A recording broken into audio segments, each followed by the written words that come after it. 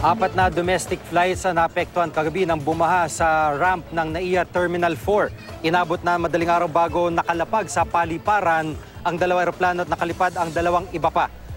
Hati naman ang paniniwala ng pamunuan ng NAIA at ng DPWH kung bakit bumaha sa NAIA 4 kagabi. Ay sa pamunuan ng NAIA, posibleng may kinalaman sa pagbaha ang ginagawang NAIA Expressway 2 project sa gilid ng airport.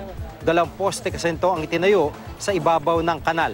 Pero ayon naman sa DPWH, ang pag-apaw ng tubig mula sa Maricaban Creek sa may Magallanes ang nagpaba sa loob at labas ng NAIA. Hindi raw agad nahigop ang tubig mula sa makitid na creek. Si MMDA Chairman Francis Tolentino, hindi sang-ayon na galing sa Maricaban Creek ang tubig na nagpaba sa NAIA. High tide din daw kasi kagabi. Ang MMDA nagpapatakbo sa Tripa de Galina Pumping Station na humihigop sa tubig mula sa Maricaban Creek.